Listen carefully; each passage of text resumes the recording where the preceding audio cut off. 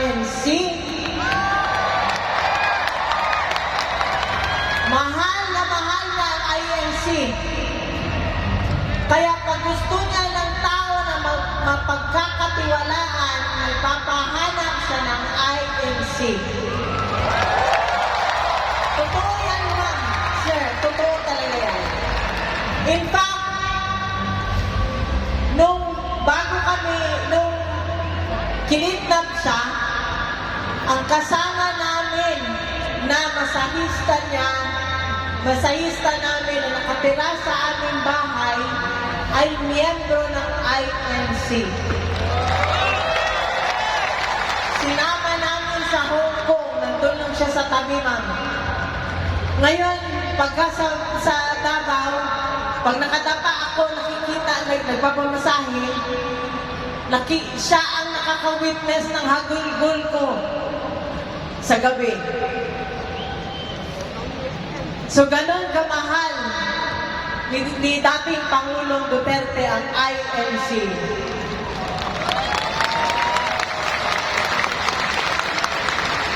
At sa simula pa lang, ma'am, sir, ng kanyang political career, alam yan ng inyong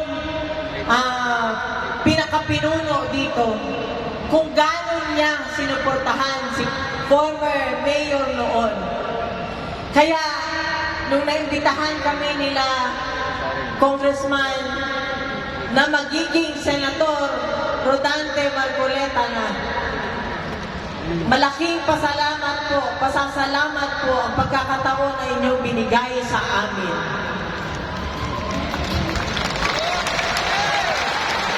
Maraming salamat sa pagmamahal na inyong binibigay sa amin, lalo-lalo na po kay Pangulong Duterte.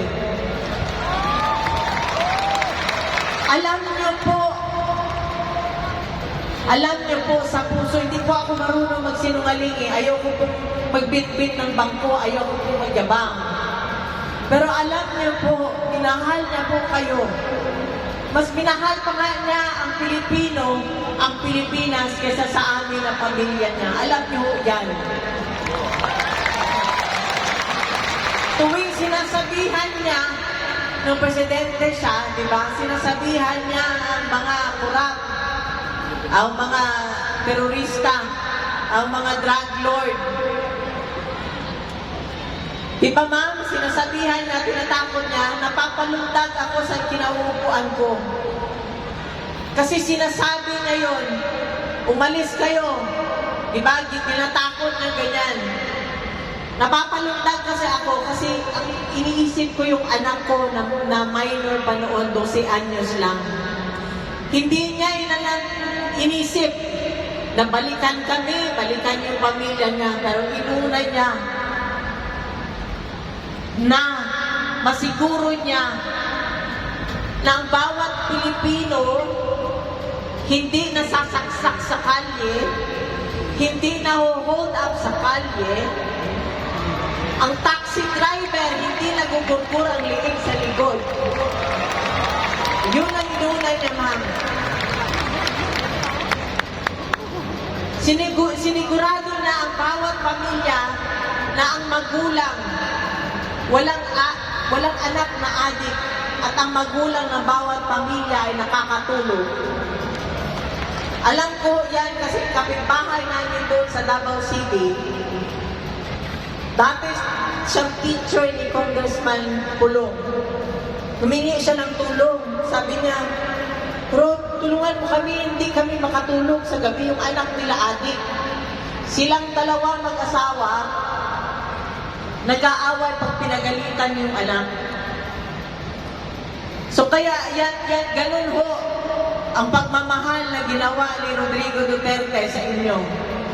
Sinigurado niya na yung pera ng bansa napunta doon sa ospital, sa PGH.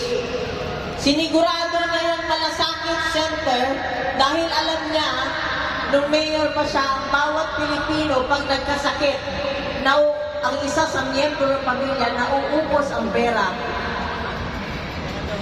Kaya alam niya po, ang dinaranas ng bawat Pilipino na nagkakasakit o nauospital. Di ba ma'am, kaya nilagay niya yung malasakit center? Kaya kanina lang ma'am, may schedule kasi kami papunta rito ng tawag ng papa ng tatay ng anak ko. Nakita ko kung gaano nag-mature si Veronica overnight. Alam niyo ma'am, sir, baby pa yan eh. Ang security blanket na yung tatay niya.